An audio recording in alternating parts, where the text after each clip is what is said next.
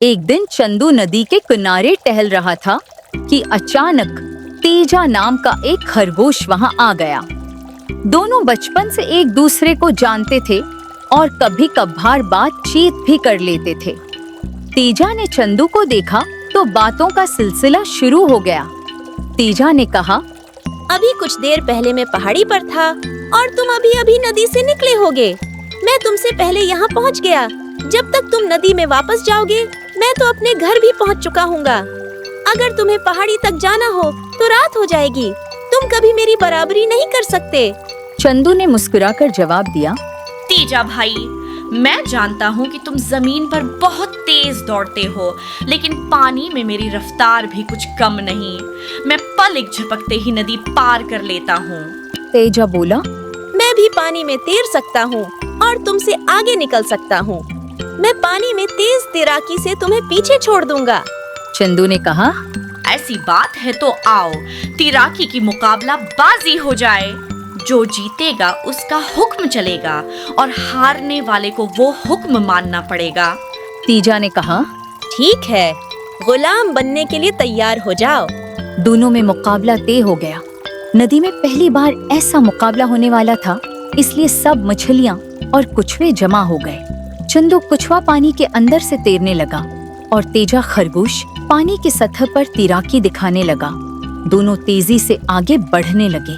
तेजा ने कुछ फासला हासिल कर लिया, लेकिन चंदू ने हिम्मत न हारी और अपनी रफ्तार बढ़ा दी। तेजा गुरूर में आगे बढ़ रहा था और चंदू एतमाद के साथ दिल लगाकर तैराकी करता जा रहा था।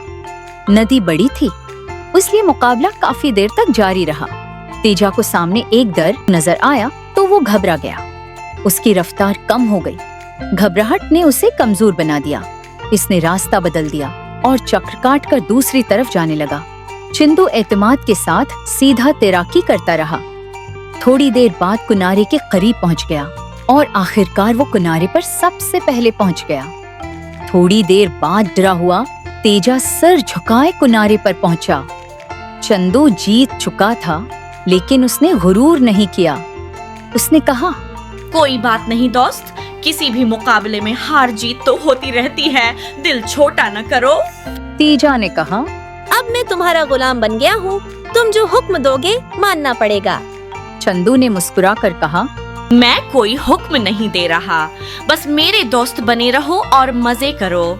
चंदू दिल का बहुत बड़ा था।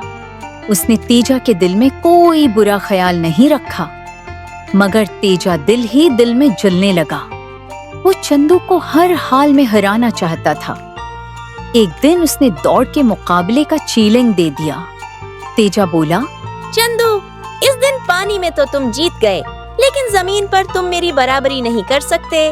चंदू ने कहा, दोस्त, गुरूर अच्छी बात नहीं। मैं जानता हूँ तुम बहुत तेज दौड़ते हो, लेकिन अगर मैं तदबीर से काम लूँ तो तुम्हें शिकस्त देना मुमकिन है। तेजा ने जवाब दिया, जो चाहूँ तदबीर लगा लो, तुम जरूर हारोगे। फिर मुकाबले की जगह और वक्त तय हुआ। नदी के किनारे से पहाड़ी तक अगले दिन सूरज निकलने के बाद तेजा को अपनी जीत का पूरा यकीन था। फिर भी उसने अपने शागिर्द खरगोश शंको को मुकर्रर किया कि वो चंदू पर नजर रखे और इत्तला देता रहे। अगली सुबह दौड़ शुरू हुई। तेजा बहुत आगे निकल गया और गाजर के खेत में पहुंच गया। शंको खेत के बाहर खड़ा चंदू का इंतजार करता रहा और तेजा खेत में मजे से गाजरें खाने लगा। वो बहुत देर तक आराम करता रहा। उसे नींद सी आने लगी, लेकिन उसने कहा, मैं आंखें बंद नहीं करूंगा। मैं जीतने वाला हूँ। चंदू की शिकस्त यकीनी है। कुछ देर बाद शंकु ने इत्तला दी, गरो, वो देखो, चंदू आ रहा है, लेकिन बहुत आहिस्ता। इस रफ्तार से तो शाम हो जाएगी।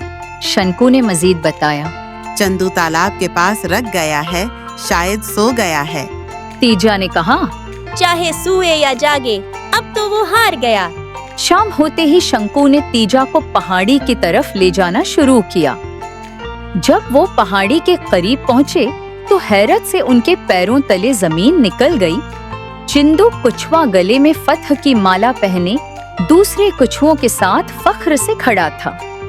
तेजा हैरान रह गया।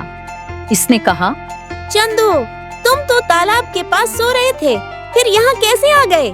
चंदू ने हंसते हुए कहा, जिसे तुमने तालाब के पास सवया हुआ देखा, वो मैं नहीं, मेरा जुड़वा भाई चंदू था।